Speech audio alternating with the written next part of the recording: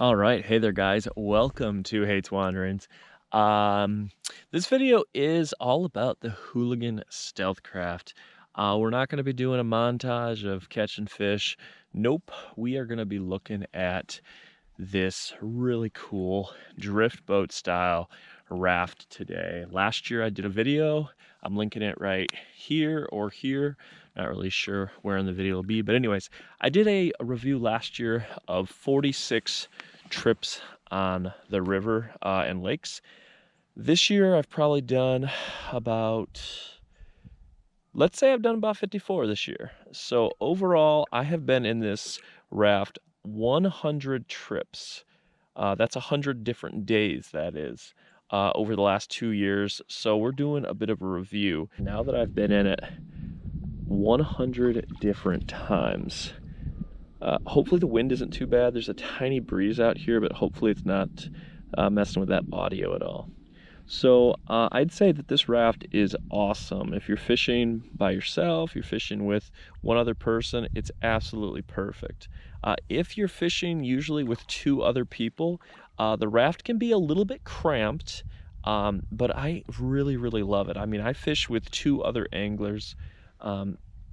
The majority of the summer, you know, I got two clients, one in the front, one in the back, and this thing works really well.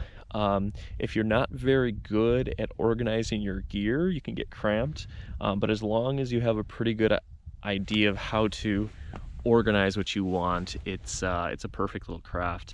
I've gone through class 2, class 3 rapids with it. I don't suggest taking it in class 3 rapids, but it handles class 2 rapids just fine. Class 3 rapids get a little bit more hairy, especially if the water's low and there's exposed rocks and whatnot. I've actually had some, not punctures, but I've had some gouges on the bottom of my raft that I actually had to patch up. So I don't suggest ever taking it and stuff like that unless you really know what you're doing. It's 13.5 feet long. I believe it's like 150 pounds maybe without any gear in it. So one man can lift it up and take it out by themselves. I did it this morning.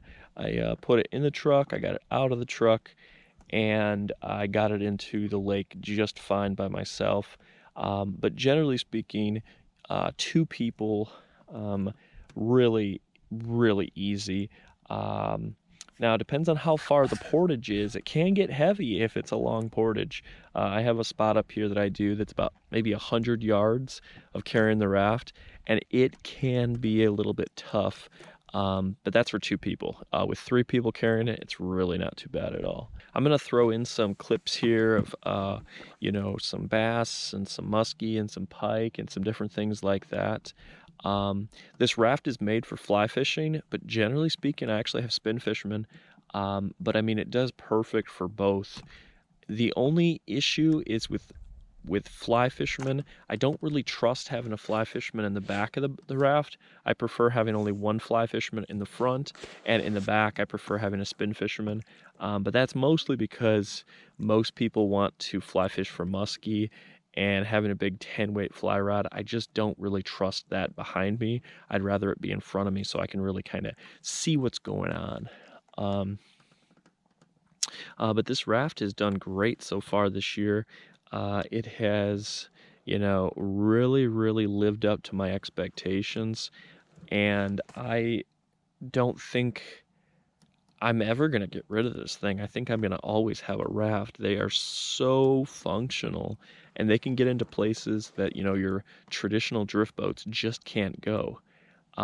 They're not perfect with a motor on the back. They're kind of clunky, but overall, it gets the job done. I think next year I might upgrade the motor actually and get a little bit more horsepower on there, a little more thrust. But for now, I'm loving this thing.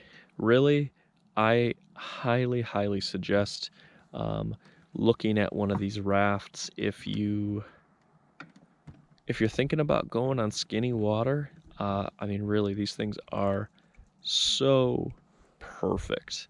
I encourage you guys to leave questions down below. Any questions you have, anything at all about the raft or rafts in general, please let me know. And check out that gear that I went through and showed as well, because I think that's really important. It took me over 50 trips to figure out some of my gear storage options, and I was frustrated for a while until I kind of figured out where I wanted to put things. All right, that being said, I hope you guys have a good one, and as always, catch, release, wander. I'll see you in the next one.